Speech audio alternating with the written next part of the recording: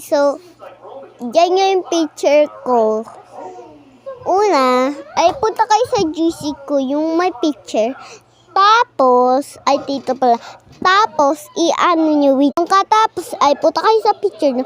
May S na kayo makikita dun sa dulo. Basta, ganun. Yung ano. Tapos,